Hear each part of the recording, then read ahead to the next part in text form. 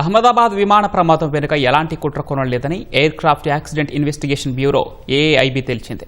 విమాన ఇంజిన్ల ఇంధన కంట్రోల్ స్విచ్లు ఆగిపోవడం వల్లే ప్రమాదం జరిగి ఉంటుందని 15 పేజీలతో కూడిన ప్రాథమిక నివేదిక సమర్పించింది. పూర్తి దర్యాప్తునకు ఇంకా సమయం పట్టనుండగా ప్రమాదానికి సాంకేతిక లేదా మానవ తప్పిదం కారణమై ఉండొచ్చనే అనుమానాలు వ్యక్తమవుతున్నాయి. ఈ సందర్భంగా ఏఐబీ నివేదికలో పేర్కొన్న అంశాలను ఈటీవీ ప్రత్యేక ముఖాముఖిలో Telangana state aviation CEO S N Reddy విశ్లేషించారు. ఆ వివరాలు మీకోసం. దేశంలో సంచలనం సృష్టించిన అహ్మదాబాద్ విమాన ఘటనపై ఏఐబీకి సంబంధించి కూడా ప్రాథమిక నివేదికను విడుదల చేయడం జరిగింది. అసలు ఈ నివేదికలో ఎలా ఉంది, ఎందుకంటే ప్రమాదం జరిగే సమయంలో అక్కడ జరిగిన పరిణామాలపై కూడా ఒక ప్రాథమిక నివేదికలో కూడా అన్ని అంశాలను కూడా పేర్కొనడం జరిగింది. కాబట్టి ఆ నివేదికల గురించి మనతో మాట్లాడడానికి Telangana state aviation CEO S N Reddy గారు ఉన్నారు. వారిని మరిన్నో తెలుసుకుందాం. సార్, ఇప్పటికే దర్యాప్తుకు సంబంధించి కూడా ఒక ప్రాథమిక నివేదికను కూడా విడుదల చేయడం జరిగింది. అసలు ఈ నివేదిక చూస్తే ఈ ప్రమాదానికి సంబంధించి ప్రాథమికంగా ఏం గుర్తించినట్లు మీకు తెలిసింది? ఇప్పుడు సోఫార్ వాళ్ళు ఓన్లీ ఉన్న డీటెయిల్స్, ఇదివరకు ఉన్న డీటెయిల్స్నే వాళ్ళు ఇక్కడ మెన్షన్ చేసిండ్రు. ఎయిర్ క్రాఫ్ట్ రిజిస్ట్రేషన్ ఏంది, ఎయిర్ క్రాఫ్ట్ స్పీడ్ ఏంది, ఎయిర్ క్రాఫ్ట్ ఎక్కడి నుంచి టేక్ ఆఫ్ అయింది, ఏం టెస్ట్లు అయినాయి, ఇవన్నీ చెప్పిండ్రు. కానీ యాక్చువల్గా ఏం కాజ్ తోటి యాక్సిడెంట్ అనేది చెప్పలేదు. నేను కూడా మొదలు చెప్పినట్టే ఇప్పుడు కూడా చెప్తున్నా. అంటే ఆ 2 ఇంజన్లకు ఫ్యూయల్ సప్లై పోయింది.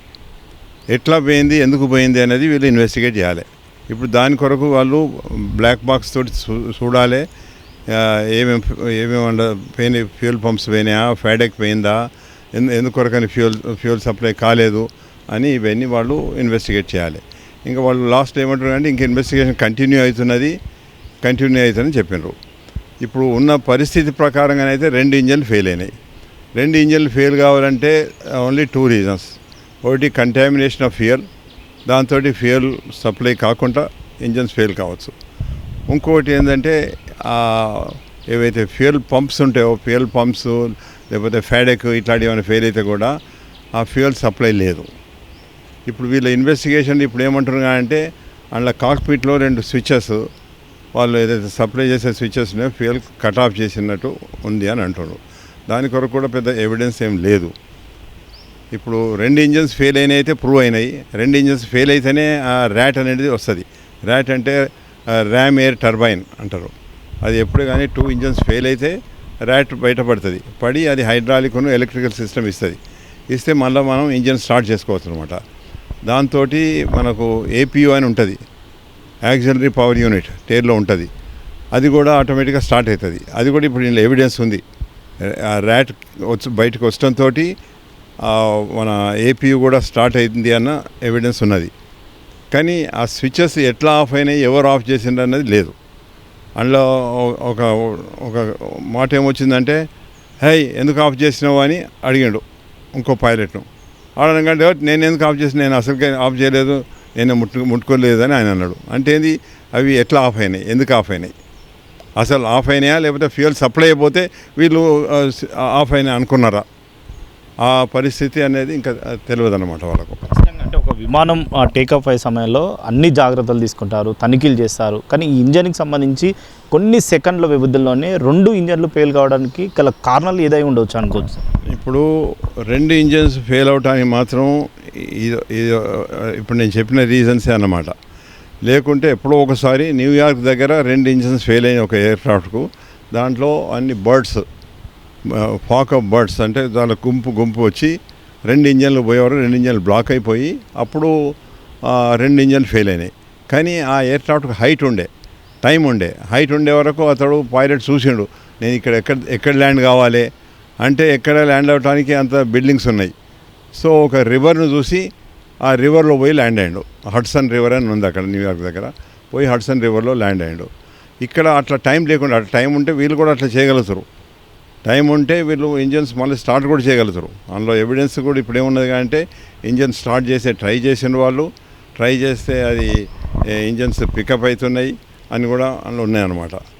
టేకాఫ్ అయ్యే సమయంలోనే ఆ ఇంజన్లు 2 కూడా ఫెయిల్ కావడం, తర్వాత మీరు అన్నట్టు ర్యాట్ ఏదైతే ఉందో ఆ ర్యాట్ ఇమీడియట్లీ దాన్ని క్యాచ్ చేసుకునే సెకండ్లో బయటపడుతుంది అనమాట.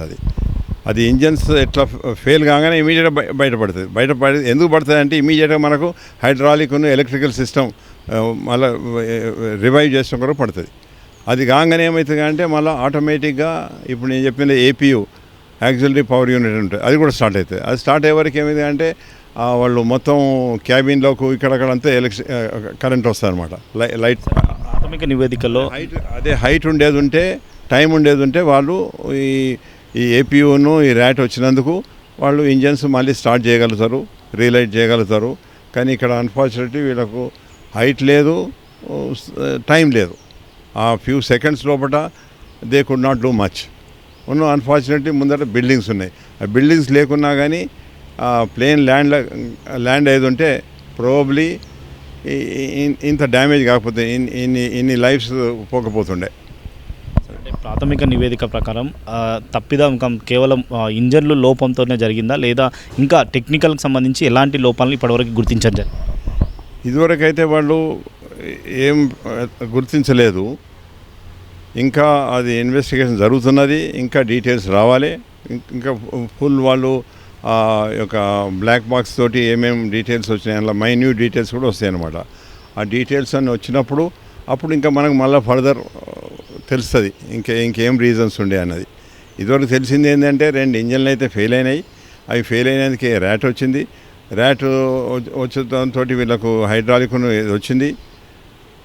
వీళ్ళు ఆ ల్యాండింగ్ గేర్ ఎందుకు కిందికి ఉన్నది అనేది ఇంకా మనకు తెలియదు. ఎందుకంటే ల్యాండింగ్ గేర్ మనం టేక్ ఆఫ్ కాగానే 100 feet లోపలనే మనం ల్యాండింగ్ గేర్ పైకి తీసుకుంటాం. బట్ ఇక్కడ విజువల్స్ చూస్తే మాత్రం ల్యాండింగ్ గేర్ పైకి తీసుకోలేదు. మనం కాక్పిట్ విజువల్స్ కూడా ఉన్నాయి ఇప్పుడు. దాని ప్రకారంగా ల్యాండింగ్ గేర్ లీవర్ కిందికే ఉన్నది. అది కనుక పైకి తీసుకునేది ఉంటేనేమో ల్యాండింగ్ గేర్ వీళ్ళు ప్రాసెస్ చేసినారు. అది పోయిందా పోలేదా అది వేరు మాట. కానీ ఆ ప్రాసెస్ కాలేదు. ఆ లీవర్ అట్లే ఉంది, కిందికే ఉంది. ఆ లీవర్ పైకి పోలేదు అంటే ఏంది, వీళ్ళు ల్యాండింగ్ గేర్ పైకి తీసుకోలేదు. ల్యాండింగ్ గేర్ తోటి ఏమైందంటే చాలా డ్రాగ్ ఉంటుంది. డ్రాగ్ తోటి ఎఫిషియన్సీ ఆఫ్ ఫ్లయింగ్ తగ్గుతుంది. అది ఫ్లూయల్కి సంబంధించి కూడా శాంపిల్ తీసుకున్నారు, దాంట్లో కొంతవరకు వివరాలు కూడా సేకరించారు. కానీ ఫ్లూయల్లో ఎలాంటి లోపాలు లేదు, కేవలం అక్కడ ఉన్న ఇంజన్లోనే లోపాలు ఉన్నాయని చెప్పి ప్రాథమికంగా కనుక్కోవడం జరిగింది. ఇప్పుడు ఏమంటున్నారంటే, ఇప్పుడు సాధారణంగా ప్రతి ఫ్లైట్ కంటే ముందు ఇంజనీర్ చెక్ చేసుకుంటాడు ఫ్యూయల్ క్వాలిటీ యొక్క, అది చెక్ చేసుకొని సర్టిఫై చేసి ఇంజన్ మన ఎయిర్క్రాఫ్ట్లోకి లిఫ్ట్ చేస్తారు ఫ్యూయల్. అయితే ఇక్కడ ఫ్యూయల్ టెస్ట్ చేస్తామంటే ట్యాంకులన్నీ కాలిపోయినాయి కనుక వాళ్ళకి అక్కడ ఫ్యూయల్ లేదు. ఓన్లీ టేల్ యూనిట్ లోపల ఆ యాక్సిలరీ పవర్ యూనిట్ ఉందో ఆ పవర్ యూనిట్ దగ్గర వీళ్ళకి కొంత ఫ్యూయల్ దొరికింది. ఆ కొంచెం శాంపుల్ ఫ్యూయల్ తోటి ట్రైంగ్ టు ఇన్వెస్టిగేట్ దానిలో ఏమన్నా చేత ఉండేనా, ఏమైనా కంటామినేషన్ ఉండేనా అని దే ఆర్ ఇన్వెస్టిగేటింగ్ ఇట్. ఈ నివేదికలో కూడా అక్కడ పక్షులు కానీ తర్వాత వాతావరణం కానీ ఎలాంటి ఇబ్బందికరంగా లేవు, కేవలం విమానం టేకాఫ్ అయ్యడానికి సరైన పరిస్థితిలో ఉన్నాయని చెప్పి కూడా పేర్కొన్నారు. అక్కడ ఇప్పుడు సాధారణంగా యాక్సిడెంట్స్ అయితే బ్యాడ్ వెదర్ తోటి కూడా అవుతాయి. అది beyond control of the aircraft control of the pilot తోటి కూడా యాక్సిడెంట్స్ అవుతాయి. కానీ ఈ పరిస్థితిలో వీళ్ళ దగ్గర మాత్రం ఆ దినం బ్యాడ్ వెదర్ లేకుండే. ఇంకొకటి ఓ రీజన్ ఏముంటుందంటే వీళ్ళకు విజిబిలిటీ తక్కువ ఉండి వీళ్ళు అది సాధారణంగా ల్యాండింగ్ అప్పుడు విజిబిలిటీ తక్కువ ఉండేది ఉంటే వీళ్ళకు రన్వే కనిపించకుండా కూడా యాక్సిడెంట్స్ అవుతాయి. కానీ ఇక్కడ ఆ పరిస్థితి కూడా లేదు. ఇంకొక సిచ్యువేషన్ ఇప్పుడు నేను మొదలు చెప్పినట్టు బర్డ్స్, ఈ ఏరియాలో అప్పుడు బర్డ్స్ ఉన్నట్టు కూడా మనకు ఎక్కడ ఏం ప్రూఫ్ లేదు. అందుకొరకు బర్డ్స్ కాదు, వెదర్ కాదు, ఇది అయితే technical failure or human failure, ఈ రెండే ఉంటాయి. ఆ రెండింటి కొరకు వాళ్ళు బ్లాక్ బాక్స్ని బట్టి ప్రతి ఒక్క దాన్ని పార్ట్ను డీటెయిల్గా ఎగ్జామిన్ చేస్తేనే వాళ్ళకి ఇంకా ఫర్దర్ డీటెయిల్స్ వస్తాయి అన్నమాట. దీంట్లో బ్లాక్ బాక్స్ సంబంధించి దాంట్లో ఏమైనా వివరాలు పొందుపరిచారు సార్? కేవలం అక్కడ జరిగిన శాంపిల్స్ కానీ తర్వాత అక్కడ తీసుకున్న ఆధారాలతో మాత్రమే జరిగింది, కానీ ఇంకా బ్లాక్ బాక్స్లో ఇంకా ఎన్ని వివరాలు కూడా తీసుకునే అవకాశం? ఇంకా చాలా మైన్యూట్ డీటెయిల్స్, ప్రతి సిస్టమ్ డీటెయిల్స్ తీసుకునేది ఉంటుంది. అందుకొరకే వాళ్ళు మొదలే చెప్పిన అంటే మినిస్టర్ గారు చెప్పిండ్రు 2-3 months కావచ్చు అని చెప్పిండ్రు. అది కొన్ని ఫెసిలిటీస్ మన దగ్గర ఉన్నాయి, కొన్ని ఫెసిలిటీస్ మన దగ్గర లేకపోతే బయట దేశాలలో అమెరికాకో ఇప్పుడైతే వీళ్ళు అమెరికాకు పంపినని వింటున్నాము. సో అక్కడ వాటిని చాలా డీటెయిల్స్ ఎగ్జామిన్ చేసే ఫెసిలిటీస్ వాళ్ళ దగ్గర ఉంటాయి. అది ఆ నుంచి ఆ డీటెయిల్స్ వచ్చిన తర్వాతనే further they can project what is the actual cause of the accident అని.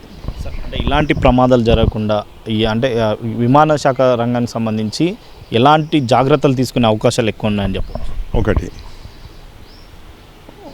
ఒకటేమో వీళ్ళకు ఈ పైలట్స్కు మంచి ట్రైనింగ్ ఇచ్చడంతో ఇటువంటి అపాయం కాకుండా చూడవచ్చును. ఇప్పుడు దీని ప్రకారంగా మాత్రము ఈ పైలట్స్కు వాళ్ళ డీటెయిల్స్ ఇచ్చిండ్రు.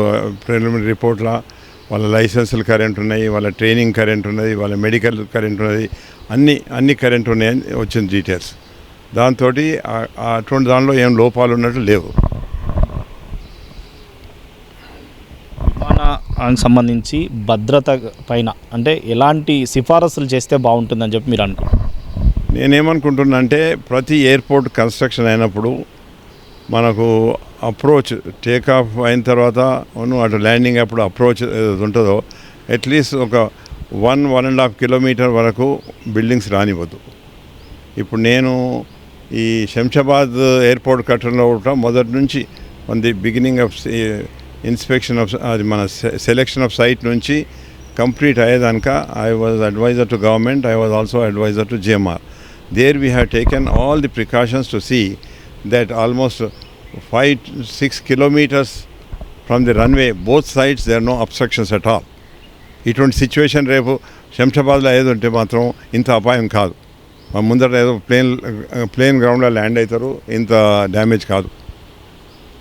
ఇక్కడ కూడా ఇప్పుడు ఈ అహ్మదాబాద్లో కూడా అట్లా బిల్డింగ్స్ లేకుండా ప్లేన్ గ్రౌండ్ ఉండేది ఉంటే దీంట్లో నేను అడిగితే అట్లీస్ట్ సగం మంది అయినా బతుకుతారు. అందుకొరకు ఇన్ ఫ్యూచర్ ప్రతి ఎయిర్పోర్ట్ దగ్గర అప్రోచ్ను టేకాఫ్ కాగానే కొంత దూరం వరకు ఏ బిల్డింగ్స్ రాకుండా రూల్ చేయాలి. ఆ బిల్డింగ్స్ ఇదివరకు ఉన్న బిల్డింగ్స్ కూడా వాళ్ళు తీసేసే ప్రయత్నం చేయాలి. వీడియో జర్నలిస్ట్ మల్లికార్జున్తో రమేష్, ఈటీవీ, హైదరాబాద్.